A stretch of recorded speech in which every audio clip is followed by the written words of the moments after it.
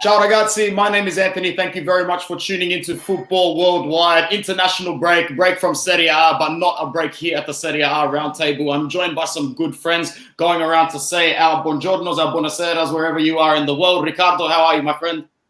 Buongiorno ragazzi, buonasera boys. I'm from Sicily. Here, nice day, and it's going to be a great show, boys. Beautiful. Anthony, how are you, bro? Thanks for coming back, man. No worries. Thanks for having me. I think you've got the order wrong again. You've got Tio Amo should be on the top, but Adam down here and you down here, Anth. I think I should be second there. I don't know what. Maybe everyone's doing a different order, man, but I'm seeing Armando right next to me to the right. Amo, how you going, my friend? Good to see you again. Of course, he's put himself on mute before he's even started talking. Absolutely fantastic. Good thing. I said I'm getting old. I said, guys, thank you very much for having me again. I didn't expect to be on the show this week because there was a national break, but we're not going to talk about national, so I'm allowed to be on the show. I like it very much. Adam, good to have you, man. Really, really good to have you. Looking forward to what you're bringing to the show tonight, bro. Thanks, mate. Looking forward to it. When we discussed what the show was going to be about tonight, I was getting quite excited. I love a bit of nostalgia, especially when it's associated with Italian football. Yeah, who doesn't, man? So we're going to go around the table tonight, and the context of this show is very relaxed. It's very casual. It's a chat with friends to talk about our favorite Serie A moments and memories. The criteria is just strictly Serie A moments, except, I'm going to give Riccardo a minute to talk about a special moment in the World Cup. But other than that, we've all got something very, very special to talk about. Some of us a lot more unique than others. And I'm just really happy to be here with a bunch of people who can share some great memories and moments as Serie A fans. So hopefully, if the gentlemen don't mind, I'm going to get started being the youngest one on the table and feeling like my experiences don't exactly bring as much to the table. But I was born in 1992. I started following Serie A in 1997, 1998. But with the lack of technology and access to full Serie A matches and not having, Rai, unless I was going to say no, I was basically waiting until I started high school, 2005-ish, when I could basically start streaming games with a really dodgy stream on my parents' desktop computer. And my earliest memories and good successes come from Inter winning the Scudetto here. The first Scudetto I ever celebrated would have been 2006, 2007, the one where Juventus had already been back in Serie A, because the previous one, I don't think many Inter fans with half a brain would have counted that, although, you'd be surprised. But winning any of those Scudettos from a young age, being to taste success for the first time, was very, very nice for me. Obviously, when Jose Mourinho came in at Inter, it got a little bit better. But I would also go as far to say that this season's success under Antonio Conte and the boys was very, very special for me, because in a day and age where you're ridden with a lot of negativity, having another Scudetto after so long, after enjoying, COVIDs and pandemic and everything that comes with it, it was a really, really nice icing on the cake for me as an Inter fan. Overall, looking forward to some new good experiences, and thankful that my father, it was very interesting for me. My father's not exactly a full-blown football fanatic like we are, boys. He's a much bigger rugby league fan, much, much bigger, worships the sport. So when it was time for me to choose a team very, very young, and I asked my dad who to go for, it was very simple. He played indoor cricket with Christian Vieri as a kid, and Christian Vieri had just started playing for Inter at the time when I asked him who it was time to support, and the rest is history. So that's about it from me. And I'm really looking forward now to going across the table, because everyone's going to be able to bring their own stories, and everyone's going to be able to bring their own favorite moments. I'm going to go over to Adam next for the nation's capital. First of all, Adam, man, can you start by telling everybody how you became a Romanista? You probably alluded to it in our first time that we spoke to you, but start with that again and then go for it, bro. Yeah, for sure. And just before we move to Roma, I just got a question for you. That's a question I'm always interested in when we speak to the supporters, about their clubs. A favorite coach, favorite player. Who's been the Inter idol for you over all these years? I loved Zanetti like anybody would, but you go through phases, I think, in different periods of time in terms of really appreciating players for who they are and for what they bring to the club. But for me, it's always going to be Zanetti, although I will say this on camera in front of everybody. When Zlatan Ibrahimovic was at his peak at Inter, just like when he's at his peak at any club, he's a player that when he's on your team in form, it's ridiculous, man. You can't take your eyes off him. And I'm not going to pretend like me at 14 and 15 years old wasn't looking at this player going, I think we've got the best player on the planet in our side individually. And, even though he probably was only a top 3 player at the time, I don't think I've ever had a certain love for a player at that moment besides Zanetti that I did for Ibrahimovic. And I always put my hand up and say it because the career that followed him at Inter, it doesn't exactly boast well for me saying that player. But besides him, Diego Milito would have to be the other one, man. Yeah, fair enough. I thought you'd throw in a couple of favourites from the treble year. You mean besides Zanetti and Diego Milito? Yeah. Schneider. Yeah, Schneider was all right. I think his contract situation and the way it all went sour when we started to go south sort of put a bad taste in the mouth at the end, man. But I think he was definitely a better shout for Ballon d'Or than most of the people in that season. But it was bizarre in its own that Milito didn't make the 22-man shortlist. And I remember Sir Alex Ferguson on the night of the presentation was asked by the media, Sir Alex, who do you think is going to win this game, win this award? And he just said straight up, without even answering the question, I can't believe Diego Milito wasn't even in the 22-man shortlist. What's that all about? The guy scored how many goals and basically won the Champions League, and then he didn't even answer the question. Like typical Sir Alex, he just walked off, basically. Yeah. So yeah, but the reason why I brought Schneider up was because Jorginho's going through that same. It's sort of that same predicament at the moment where he's having to justify, his status in world football, which I think is ridiculous. But anyway, exactly. we go on about that all night. Yeah, go on, man. Let's talk about Roma. I think Messi will win the Ballon d'Or. Who? Messi. Probably. Not He's already wrong. Probably. We can digress once we're off air. Look, I pull at the heartstrings, Anthony. Family derives from Rome, especially my mother's side. All my relatives who are still over there at Romanisti, so it was pretty much an easy choice. Cemented for me when I travelled over there, in my late teens, and met people who had been diehard Romanisti all their lives. And then since then, it's been a long life of suffering as a football fan. But you know what? I wouldn't want it any other way because it just makes the victories all that more special. So this man on screen would typify that for me in bucket loads. He we talk about Totti and we talk about De Rossi as these two idols for Roma fans over so many years. But I think De Rossi sort of exudes that Romanismo a little bit more than Totti ever did. It felt like that when he was on the field, you were with him. He was like a fan on the field. So, and the reason for this picture is it's the picture of when he played his last game for Roma. This was the sleeve patch, this image. And I don't know, some people might not know, but underneath the official captain's armband, he had his own just piece of white tape, like Agostino Di Bartolomeo used to wear in the 80s. And the writing on the armband was Tu sei la mia sposa, so you're my bride, and something about Tu sei l'unico mio amor, so you're my only love. And amor, obviously spelled backwards, is Roma, so it had that sort of double meaning. So he wore that since he took over the captaincy from Totti officially, and that image there was after a derby that we won, and that was the image that he carried on his sleeve in his last game. So, I guess universally, he's probably loved for that grinta, that real, spirited player on the field. And, every, supporters from other clubs would say the same thing about him. But definitely when he was on the field, he was the player. He was the player. He was you on the field.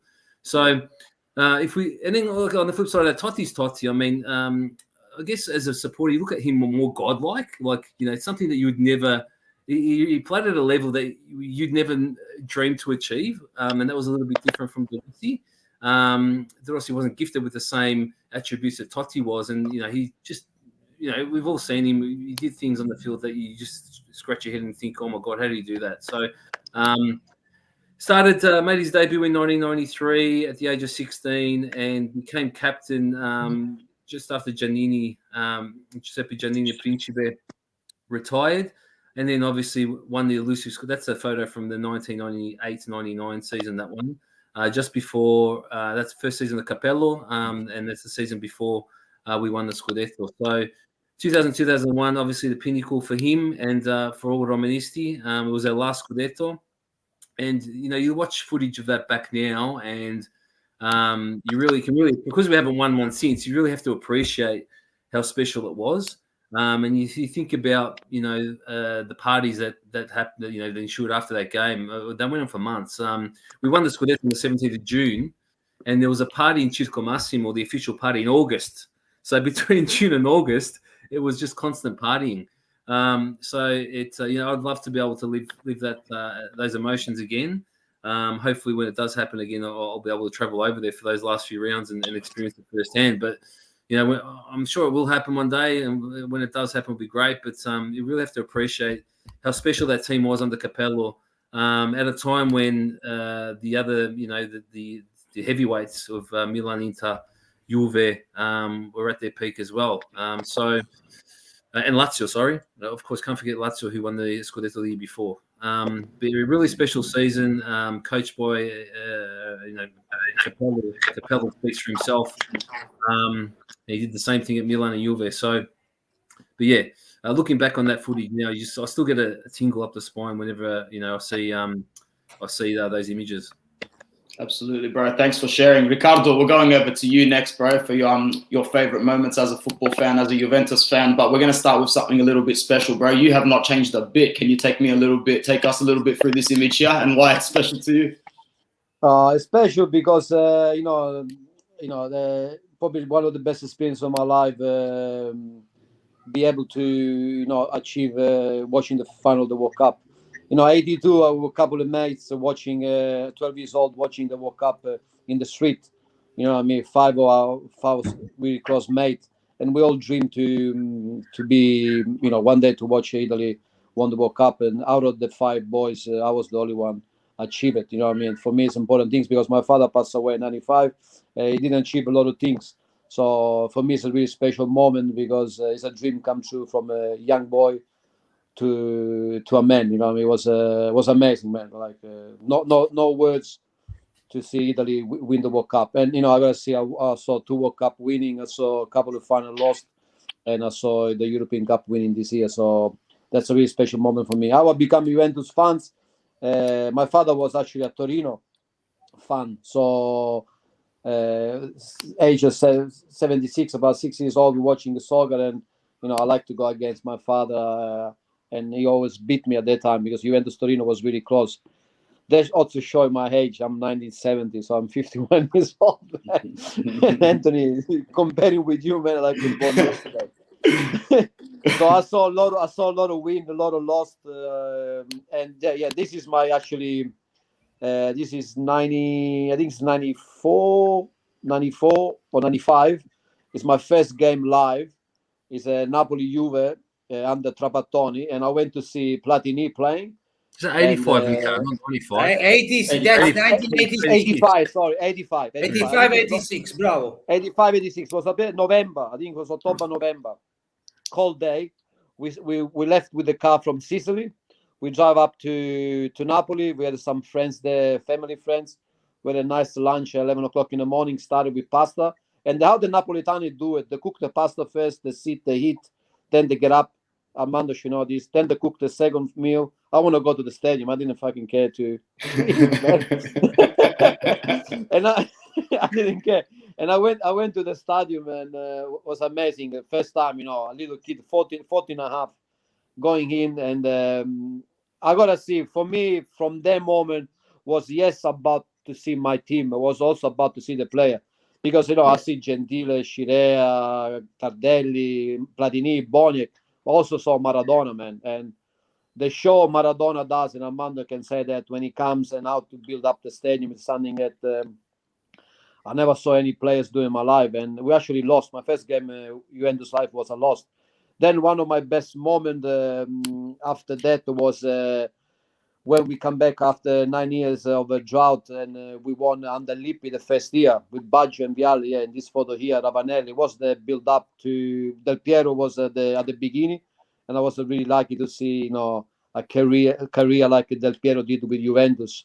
And the year after, we won the Champions League. One of the worst moments was when Lazio beat us in 2000 for the Scudetto in the famous Perugia game. Was a more raining game. It's raining in Perugia. Yeah, man. And then 15 years after, you find out that Collina is a Lazio supporter. Well, how we all feel about that? And It's a bit rich coming from a Juve supporter. Yeah, referees. Anthony, sorry, man. Collina was the referee of Perugia Juventus, and Collina is a supporter of Lazio 15 years after. How you feel about that? Come on, man. Yeah, no, anyway. But I'm saying, how about the Juve referees? We won't go into that, but no, we're not going into that. Saying. But sometimes we copy too. And then, of course, the 5 of May. 5 of May is one of the highlights. The image got lost in the slideshow. And thinking that Anthony didn't born yet. Fuck, 2000, like he didn't born. No. Me for 5th of March 2002. Yeah, No. I was born. I remember that day clearly because how I used to get the results. I used to just call my dad in the morning before school on a Monday or Tuesday. He'll be at work at like whatever time it was. I call him 6 o'clock. Dad, did Inter win? Yes or no? No. Shit. Hang up the phone and then just go to school at a young age.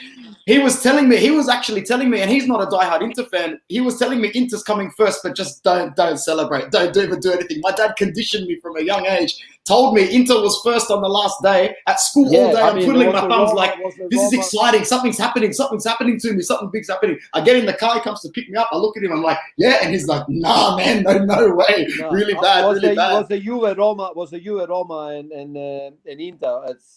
Was amazing. I actually was in Australia. And after that, I watched final Champions Leagues and lost and stuff. But I gotta say, for me, it's a Juventus supporter. You all know it. But I'm really, fair kind of support. For me, it's about the players also. You know what I mean? I saw him. I can say I saw in my life Maradona, Platini, Totti, Del Piero, Baggio, Vialli, Zoff, Buffon, Cannavaro. Can I ask you a question? Yes, please. Yes. I didn't know this until the photo popped up of the Olympia Stadion in Berlin. But I reckon I'll send you a photo from where I was sitting that night. And I reckon I was probably 10 rows behind you there. I want to know the story. I paid €1,000 for my ticket. Apparently, there's rumors that you paid $0 for yours. Yes, Can you tell us $0. And I'll tell you why. I'll tell you why. I was, I've been in Melbourne since '96. From 2000 was a Caffè Cucina, well-known restaurant in South Yard, and I became a part owner of the restaurant. My business partner, Ada, is a Greek guy. He used to own Athlete's Foot. You know the chain Athlete's Foot? Yeah. So he used to get tickets from Adidas. So he went to see full World Cup. He also went to see the Greece win the European Championship. So we had a bet. If Italy reached the semi-final, he would get me a ticket to go to the semi-final and to the final. We had this bet because he had Adidas and Nike give him a full ride. Yeah.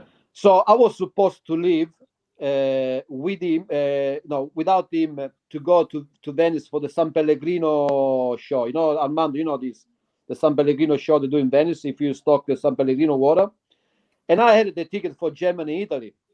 But 2 days before I left, my chef my head chef, I hope if I can listen to this program, he turned against my Maitre D. So they had a big fight. To me, be a part owner, so I had the fight. He wants to fight the Maitre D, he wants to walk out. And to be a responsible part owner, I decided to not go. So I say, fuck, I give my ticket away. So the Germany-Italy ticket wasn't unused. And what a game was that. Then we reached the final, and I was so pumped after we beat Germany that I called my partner he was in Dortmund, and I said, "You still got the ticket?" And he said, "Yes, fucking, I'm getting the plane and I'm coming." So I dropped a business class plane and I paid for my pocket to go watch the final, and I got the ticket for free. And the day of the final, I meet Laurent Blanc outside the hotel where the boys was staying. Great player. One of the best centre back we ever seen. With Blanc, I forgot to send. So yes, that's how I got the ticket. Beautiful. I'll send you a photo from where I was sitting, and we compare. I think we were sitting in the same place. Yeah. Riccardo, I just learned something too, Riccardo. That you worked at Caffè Cucina. That was one of the first places I took my wife now for her first date. Yeah, I was there for. And he hasn't looked back. Small world. Hasn't looked back. You know what, Adam? I don't know if you experienced this, but what was strange was when we left the stadium, the German police was searching us. No, not me. Yeah, they were searching me. They were looking for the cup. You remember all the flares? You remember all the flares outside after the game? No, after the game, when you're walking from inside to outside, the German police was searching me. They were searching for the cup. Bloody Germans. Let's got the joke. Yeah, you get the joke. Yeah, so that's my experience. Is a supporter, man. Beautiful. Nice, Rico. Thanks for telling us, bro. Lots of really good My pleasure. memories there, man. Thank you so much. Anthony, over to you, my friend. Tell the people, how did you become a Milan fan? And off you go, bro. Plenty of good memories in the early 90s. Yeah, so thanks, Anth. The reason I become a Milan supporter is one of the first games I watched that I can remember was Italia 90, and I saw Franco Baresi for the first time playing. I was a bit of a late starter. So just watching that bloke, I was hooked on him immediately, and that's the team he was playing for. So I followed Milan ever since. So that's how I got into become a Rossoneri. But I want to talk about our 91 to 93 period, if I can. And a lot of people don't know this, but before, Arsenal claimed the name of the Invincibles in 03-04, the real Invincibles was the 91 to 93 Milan team that went 58 games unbeaten. At the end of, I think, 90-91 season, it was sort of the end of the Sacchi era. And we finished second to Sampdoria. Sampdoria won the Scudetto that year. And in the second last game of that year, we lost 2-1 away to Bari. And then we drew the last game to Parma 0-0. And that 0-0 game at the last game of that season was the start of this run. Sacchi's term was done, and they brought in Fabio Capello. Now, that was a bit of a risk by Silvio Berlusconi, because he really didn't have much experience as a coach. He'd only coached Milan for 7 games in 87, just a small stint. So he took a gamble on him. But when you look at the team that he took over, he had players like Baresi, Maldini, Donadoni, the 3 Dutchmen of Rijkaard, Hullet, Van Basten. These were incredible players that he had. And Berlusconi got the decision right, because during the period of 91 to 93, we went 58 games unbeaten. And remember, we're talking about a period where Serie A was the best in the world. You had players like Van Basten, Maradona, Mattias Baggio, all that Giannini in for Adam there loves, Il Principe. But these were the sort of plays that were running around in that league. So in 91-92, we were a goal-scoring machine, but also defensively, you could hardly break us down. Some of our wins, we were 5-0 to Napoli at home, 5-1 at home to Sampdoria, 4-1 at home to Roma, Ascoli and Cagliari. We were destroying a lot of teams. Also, Anthony, there was one game, I'm not sure, and you weren't born, so you wouldn't remember, but in the 89th minute, Armour's mate, Masato, popped a nice header in against Inter and won 1-0, and, ran over and started smashing the glass little petition there, and all the supporters, they were just great memories. But, we finished that season on 56 points. And remember, it was only 2 points for a win back then, not 3. So Juve came second, but we scored 74 goals and conceded 21 that year. So we dominated everyone. Van Basten, top goal scorer, 25 goals. And again, Armour's mate, second, Masato, with only 9. So we were heavily reliant on Van Basten back in those days. And we ended that year with another 8-2 win to Foggia away. So that was 34 games unbeaten that year. You move into 92-93, and we continued the runs. And we signed some good players that year too. Lentini came from Torino. At the time, he was the most expensive player in the world. Jean-Pierre Papin, the flying Frenchman from Marseille, come across. Savicevic from Red Star Belgrade. Zvonimir Boban, Stefano Aranio. They're just to name a few. So they were just piling in the stars at that time. We started with a 1-0 win at Foggia. And then round 2, if you believe it or not, the run was at risk, the unbeaten run, because we were 4-2 down to Pescara in the second half, and Van Basten scored a hat-trick and we won 5-4. So, the team just kept finding a way to win. Again, goal-scoring machine. You look at some of the results, 7-3 away to Fiorentina, 5-3 at home to Lazio, 5-1 to Napoli, 4-0 to Sampdoria. So much joy in watching this team. In round 10, we played Inter again, and Lentini scored a goal, Anthem. We were 1-0 up. Then, remember, D'Agostini used to play for Juve, went to Inter. He took this long range. Yeah, you remember him? Yeah, he took this long range shot, and Antonioli was in goals for us. And the reason I'm saying this is because Antonioli stuffed up and he fumbled the ball and it ended 1-1, and he got dropped straight away. So they brought in Sebastiano Rossi the next game, and this is where this started his career, because in round 11 we were away to Juve. I'm not sure if Riccardo remembers, and we were excited in Australia because SBS broadcast this game, and we didn't get many games back then. And it was 0-0, and Juve got a penalty, and Vialli stepped up, and Rossi saved it. Right, again the run was at risk. And then Marco Simone goes to the other side, scores 1-0, and we win 1-0 away, and off we went. Yes. So, and Rossi, after that, he had a knack of saving penalties that year. He saved, I think, maybe 4 or 5, I can't remember, penalties. And we had some scares in that year, 2-2 away with Foggia, Lazio away 2-2. We were down 10 minutes, Roma, Adam, and we still managed to win with a Hullet goal. So the team just found a way to win. Now, if you remember at the start of this what I've been talking about, I said the run started as a 0-0 draw at home away to Parma. So the actual run ended as well. The 58th game, I remember listening on the radio, and it was on the 21st of March, 91. We lost 1-0 at home. Attenzione. And we had to listen on the radio. I remember. Sandro Ciotti. And I remember listening and hearing, goal di Faustino Asprilla. I scored this amazing free kick. We're 1-0 down, and we couldn't come back. And the run ended at 58 games. I remember being shattered. I'd probably be lying if I said I didn't actually shed a tear, because we didn't lose back then. 58 games, 1.5 seasons. I didn't know how to deal with it. And we only actually won one more game that year. So we sort of stumbled to the Scudetto. We won away to Ancona, I think it was.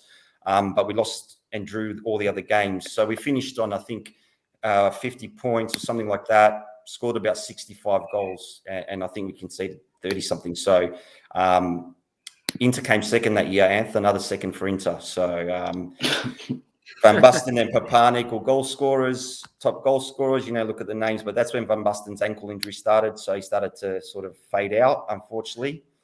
And that was the run, 58 games. I think it's still a record in Europe. I think only Bayern might be second, and Juve had a run, but they just missed out on beating our record a couple of years ago. But then 93-94 completed a 3-year Scudetto run. It was a completely different Milan, though, very defensive. We bought some signings, Marcel Desailly, Brian Laudrup, Florin Radicchio, Christian Panucci. That was some of the players we brought in. And Hullet went to Sampdoria, and I'll never forget, he scored the winner in a 3-2 win and celebrated like crazy. He got us so pissed off with him for doing it, and then he came back and scored a few more goals. Zvonimir Boban excelled that year, but we were very defensive. We didn't score many goals. I think we only scored 30-something goals that year, but only conceded 13 or 15. So you couldn't score against us. But to win the league on scoring about 36 goals or 35, whatever it was, showed how defensively strong we were. Massaro was our top scorer, Amo, that year, but only with 11 goals. But, another legend of Milan. Sorry to stop you there. Before top scorer was between 11 to 16. I think you hardly see a striker scoring 20 goals. Remember, Riccardo? Yeah. How many penalties were given back then, but? Not many. No, it was 15, 16, you're top scorer. Yeah, and to be honest, 15.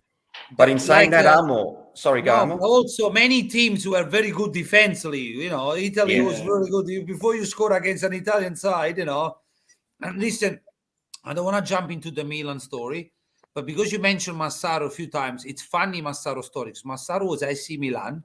I'll be quickly, Anthony. And when Sacchi signed up with Milan, he called Massaro and told him he was not in the plan.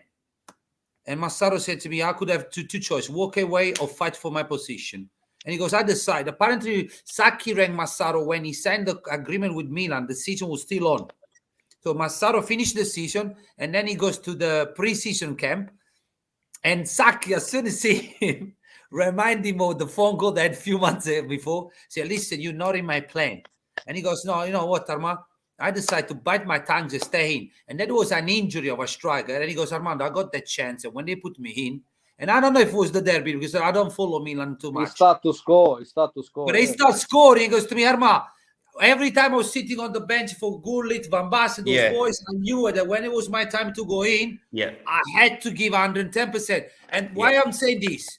Because today's you see so many players, I want to play. You don't play me a league club. No, man. It's not the way. You're going to make your way up. Sorry. Open and No, close. you're right. You're right, Anth, because I'm sorry. And he came to Australia last year or 2 years ago. We were at the same dinner with him. 2 years ago, we had a dinner with him. And he said at that meeting, he said, you're right. When he came off the bench, he just had to get a goal because that's the only way I was going to try and get into the team. But he said to us there, he was training every day against Baresi, Maldini, Costa Curta, Tosotti. Every day, the best defense in the world. How could he not improve, he said. And he's watching Van Basten next to him do all these, amazing things at training. And he just said he became the player because of who he trained with, Those plays he's got 2 goals in the Champions League final. Oh, yeah, that's what I was going to finish with that. Yeah, the Champions League final against Barcelona. That's right. That was the crowning point of this team, Riccardo. So we won the league. That's a legend the other way. That's right. And so on 2 sides you had Rossi on the other side. He's got that year had the record for not conceding a goal, 929 minutes. Sebastiano Rossi did not. I beat, of course. He had to say that. But at the time, he had the record. But he had Baresi, Maldini, Costa Curta, Panucci, Tassotti in front of him, right? It was Foggio who ended that record too, Igor Kolivanov. I'll never forget that goal. But anyway, you're right. The era ended with the 4-0 Champions League win against Barcelona, and that game, we didn't have Baresi or Costa Curta in that game. So we had to shift the team. Massaro scored 1.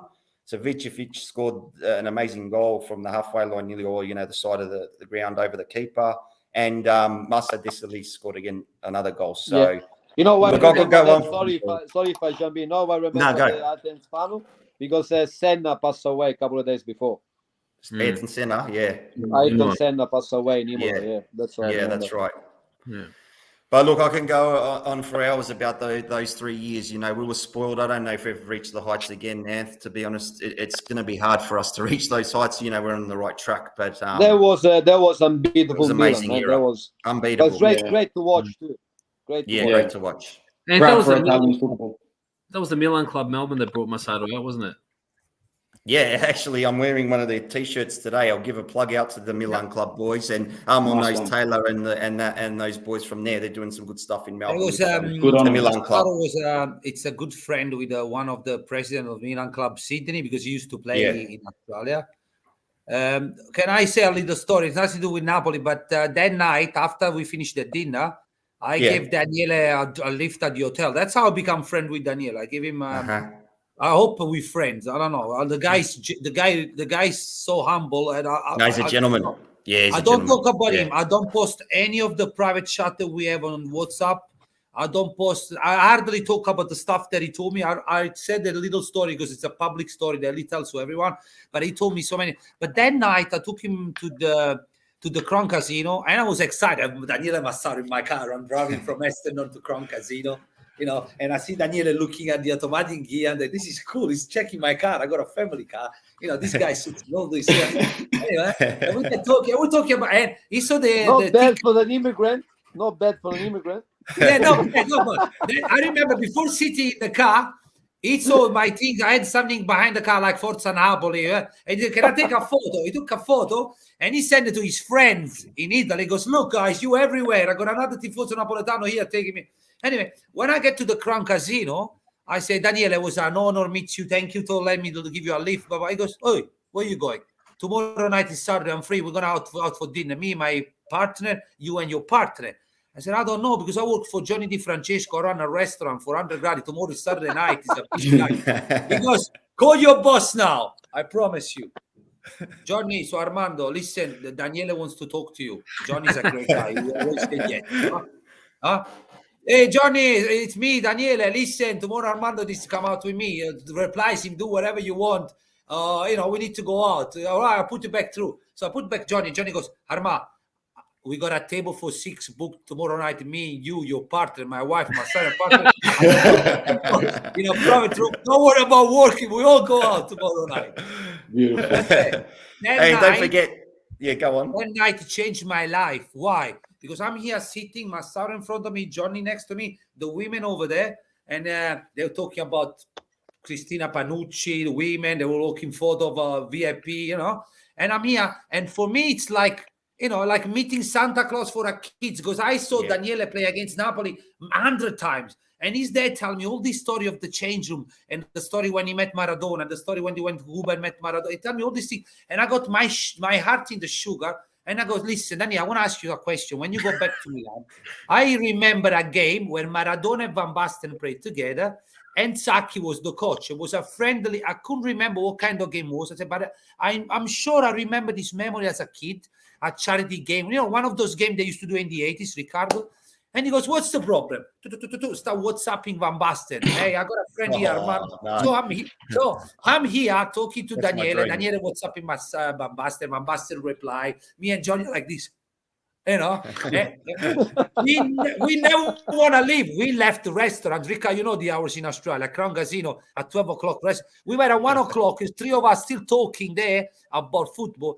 And that day, Daniele turned up the sparkle of me that I switched off 6 years ago, the love for the sport. That night, I decided to go back and coach straight away. I was involved in for 7 years. Really? And then from that moment, I started losing weight, training. Then I fell in love with the personal trainer. And that's why I left the restaurants business, because it will not match with my football life.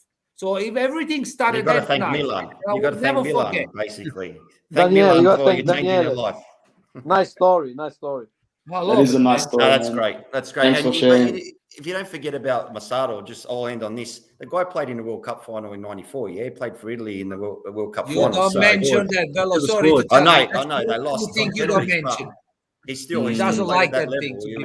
He was That's true ball. He was an underrated player.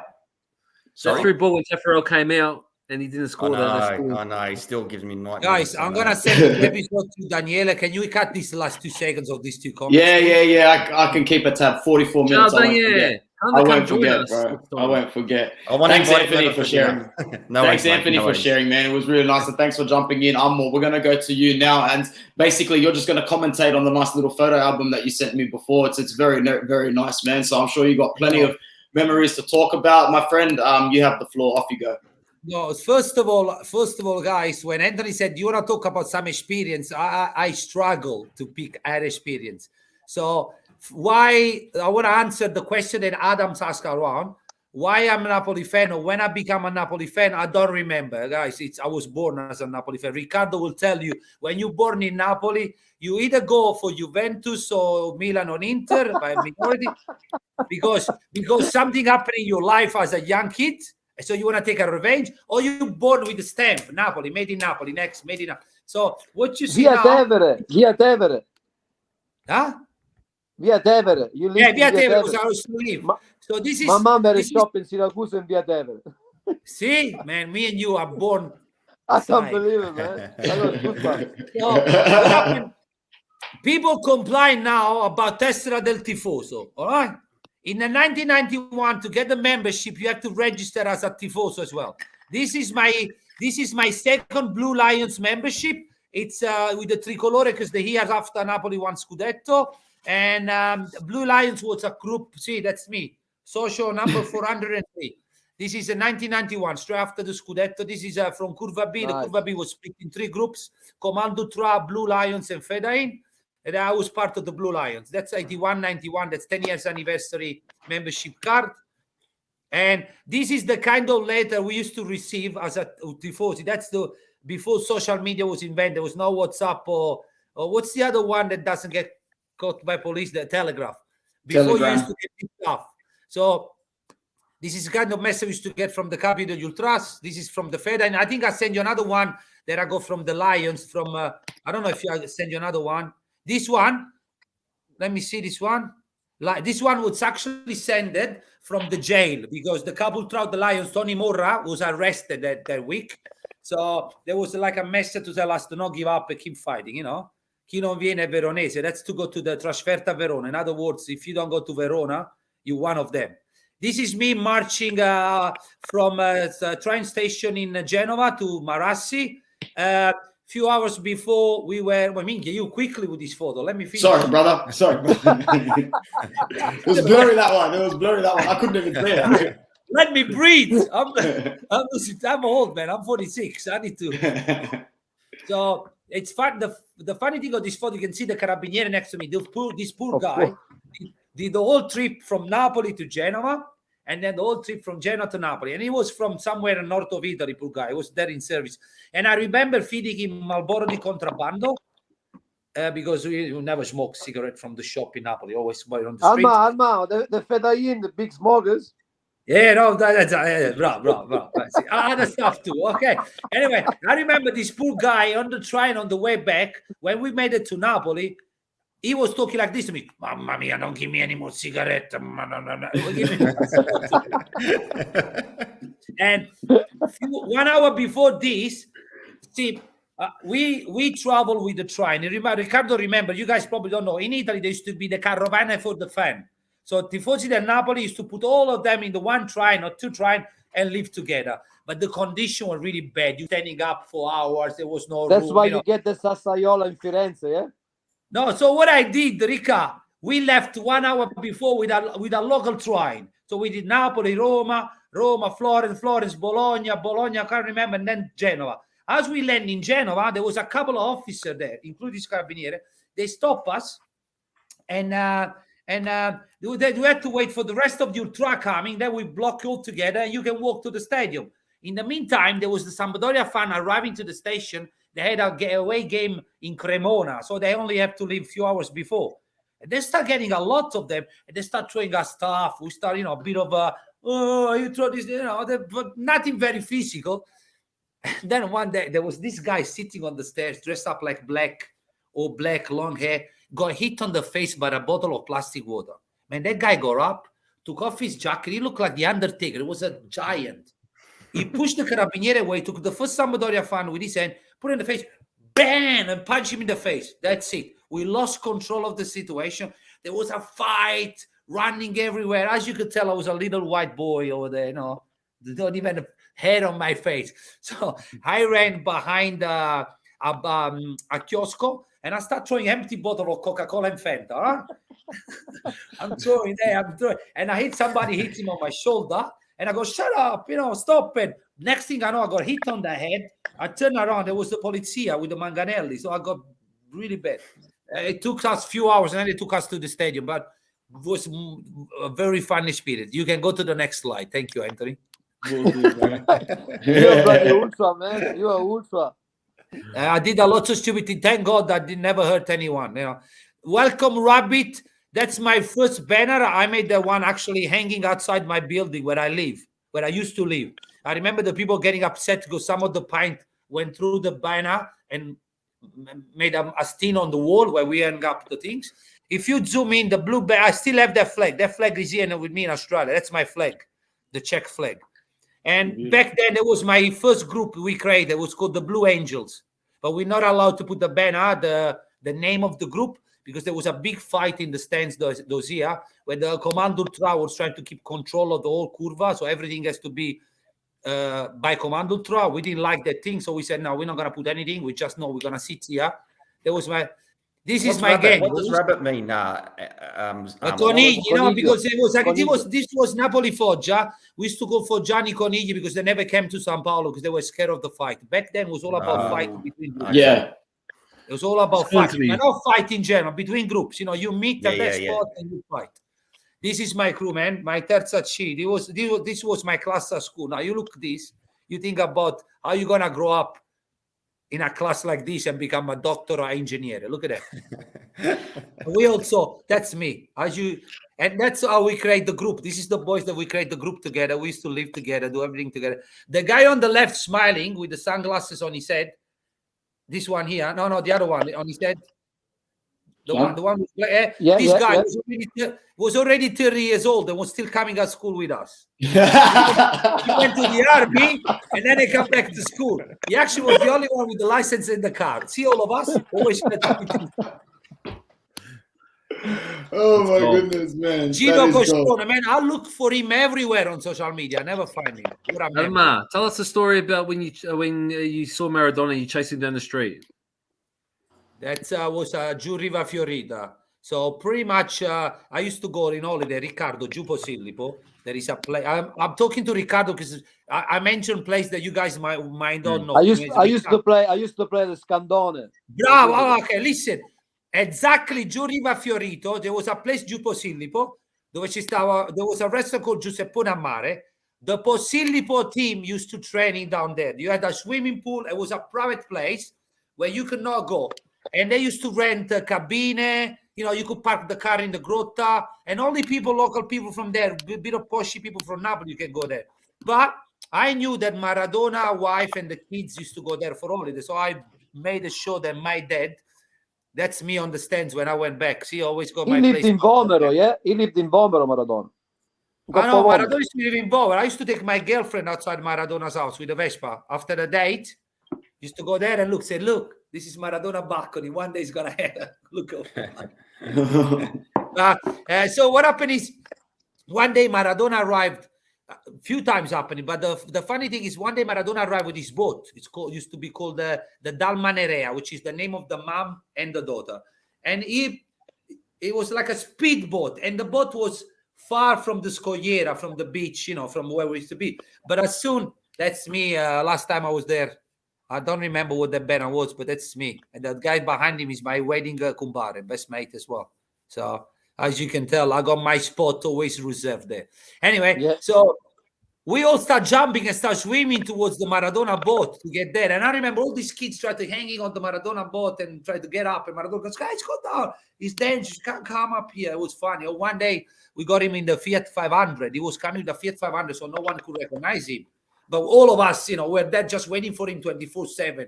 It was like having a secret army of kids waiting for him. So it was funny too. This is my son. The first day I took him to the stadium, as you can see, Libertà per gli Ultra, the sign at the back. I thought it was cool to take a picture of young kids from Australia. Very nice, man. Very, very nice. That's actually the toilet in the stadium there. Yeah. This is me trying to figure out what's going on with the banner. Oh, I like to get involved, even at my age. Of course. And that's you behind it as well, yes? Yes, that's me. Yeah, with the compare. And the guy smoking a cigarette, I don't know who this guy is. He's in my photo, guys. I don't know who he is. Cigarette, you sure a cigarette? No, that one I think is a cigarette. There is another. Actually, I have a story. I sent you a photo with my daughter, very little. Did you put that photo in the slide? That's in the next set that I'm getting up now. When you're gonna put the photo, I got a story about smoking on the stage. I think I've got the right one. Anyway, go next. This is your life. You remember that show? This is your life. Armando, yeah. I just want to know, because we could talk about this all night, right? Like that era there of the 80s in Serie A for me was, you know, like when you're young and impressionable growing up during that era, you remember certain moments of those years. And they stick with you forever, right? And I've had this conversation with Anthony many times. That like the Maradona free kick against Juve, that sticks in my memory. It sticks in my one too, man. The striscione in the curva, la bandiera, the one that covered the whole curva B when you won the Scudetto is another one. Have you ever been under one of those flags, man? It's a weird experience. It's cool as it is. You don't see nothing. So those things stick with you. Where were you for those moments? Because we watched them from afar and we can only watch the footage back, you know, all these years always later. Curva B. I only left the Curva B to go to Curva A when the Blue Lions and the Comando tried a fight, and they moved to Curva A. I watched 3 games in Curva A. I did not like it at all because Curva B was a very united Curva singing together. Curva A back then was already started being a multifractional Curva, different groups, and I didn't enjoy it. It was very more towards violent. I've always been an ultra, but always believe in the code of respect and code of honor. You attack me, I protect myself. We meet, we fight, no knife, but I don't attack to people now I don't attack to no one. I condemn violence. But back then, talking about 16, 17, 18 years old, I had this full of... Adam, when I went to the stand to see Napoli Juve Maradona free kick, I forgot to say, when Maradona scored, I went about 6 rows down with people hugging me. I don't know, grandmother, woman, man, everyone hugging, kiss me. Was like for Napoli beating Juve after Juve was on the 88th row win was like winning the Scudetto. It's a Juventino was an experience I'll never forget. You know what I mean? I went to see Platini and I got in love with Maradona. I've got a couple other things to show for you before we move on and wrap up with everybody. I feel like this become Amos show. I'm really sorry, guys, but I didn't it's know. All good. It's all good, man. We can stay and talk all night, as Adam said. This Riccardo, you go have a coffee. You don't need to be here right now. See this? I created the Napoli Ultra Melbourne. The reason why I call Ultra is to prove that Ultra doesn't mean violence. It means dedicating some part of your life to your football club. But also I believe that Ultra should be united right now. I have a dream to see all the Ultra movement together fighting against modern football. It would be a dream come true. So that picture was taken here in Melbourne at the restaurant the night of Juventus Napoli when Koulibaly scored the goal. I have a video that was shown on every platform around the world of the celebration. I got phone call for weeks that the week after the game from Tutto Napoli, Calcio Napoli 24, all the Napoli magazine making interview of me about the Napoli club. And as of today, I just got a message this morning. My club logo is gonna be featured on the calendar 2022 after Christmas of the Napoli club around the world, united by SSC Napoli. So it's a big, for me, it's a big achievement in a city. And Riccardo knows how hard it is to get people involved at 3-4 o'clock in the morning. Oh yeah, Armando, I did the Melbourne Dock Club. Juventus. So I remember that's why you know how hard it is. I was hard, and then people are different, and it doesn't matter. But I used to get everyone in the morning 4:45. I used to drive from Mornington, man, to go to Carlton, so I have to leave at 2 o'clock in the morning. And a lot of people probably watch this program. That was the run of the Berlin final, the Champions Leagues. You know what I mean? And then we had a big night at Dock. It was like 150 people. We had a couple of shows. I think I sent it to Anthony. Couple of the YouTube video. It's hard, man, but it's hard, dedication. Man. It's a dedication also, you know what I mean? And then and especially in Melbourne, because lots of people say, yeah, let's do it, but then no one's put the effort. I've done in Sydney too. I when I did the restaurant in Sydney, I had the same things. I had a lot of Milanisti, Romanisti, Napoletani watch the game together. For me, it was more aggregating together to different support. We watch. In Melbourne, not so much. It was more Juve. But then when I went to Sydney, boys from Sydney probably knows the Ultra Football. I had a restaurant there called Zona Azzurri. And, we watch with Milan supporter, we watch with Roma supporter, we watch with... Everyone was welcome to come and watch the game together. For me, it's more all the people in the same room sharing. You know what I mean? That's something you understand when you live far from Italy, Riccardo. When you get it, you limited yourself in your little city, on your little suburb, and you think that everybody hates me. Anyway, the last two photos, the photo you showed before, it's me and Di Maro. There was a great experience again, thanks to Daniele Massaro. He contacted Ancelotti and he contacted the technical team manager of Napoli, and made me go to the Di Maro, and I had a special pass. This is outside. Mimmo Morricone is a good friend of us that passed away, suicide. So we create a little things on the stands for him. But after this picture, I was inside the ground with the pliers and everything, because Daniele Massaro gave my number to the Napoli team manager. So I got this message on the phone in the morning. I got up in the hotel. Hey, Armando, it's the Domenici. Your name, there's a pass for you and your friends under your name at the VIP gate from the Napoli team manager. So for me, it was like, so Daniele has been a big influence in my life. This is one of my tattoos. I got 17 tattoos and 2 are Maradona. This one is on the right leg. Very nice, man. I was going to ask if it was yours, but I already knew the answer to that. And this is a cake, the hand of God. Riccardo, that's my cake, the hand of God.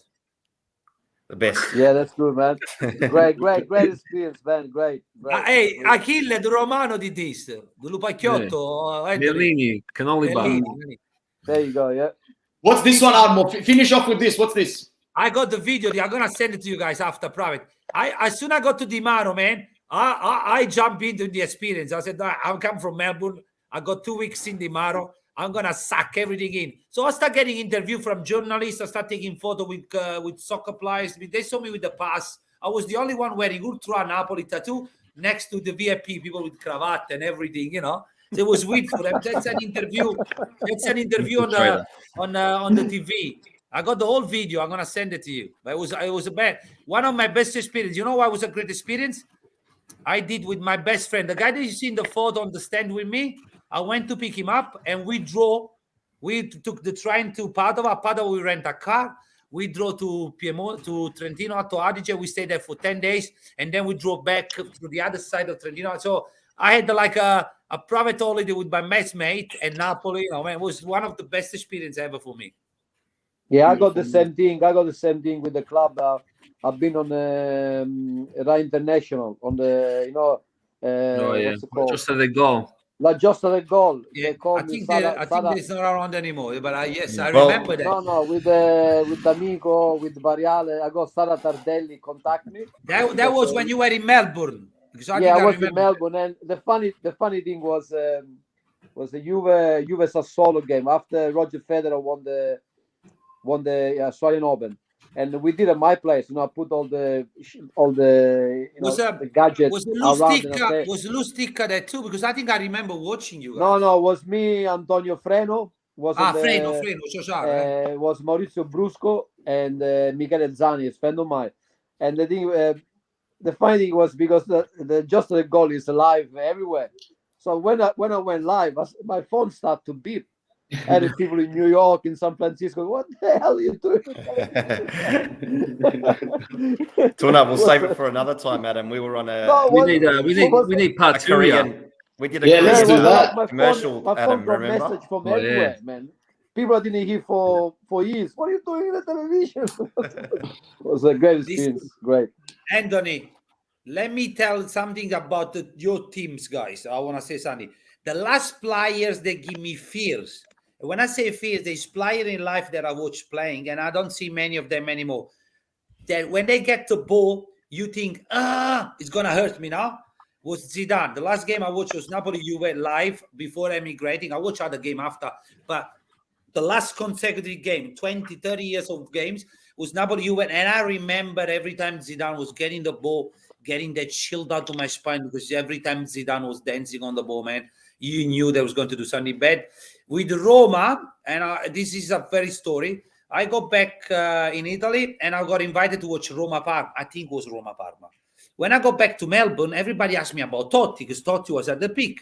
And I said, guys, Totti's Totti. Everybody knows Totti. It's great. I said, but I saw this guy coming off the bench, a young kid from Roma. It looks like it's old. It looks like he knows what he's doing, mature. He was control the ball, the chest, blah, blah, blah. I was there on the debut of De Rossi. And I was talking about De Rossi. You ask Carlo Achille. I go back to Australia, and I said, guys, you got this kid. It looks like a gun, De Rossi. And I'm glad that I was there witnessing the debut, because he became a legend of football. AC Milan, I don't need to mention, besides being friends with Daniele Massaro, I love Sacchi, and I love that team. You cannot hit that team. I spoke about Roma, I spoke about Juventus, I spoke about Inter.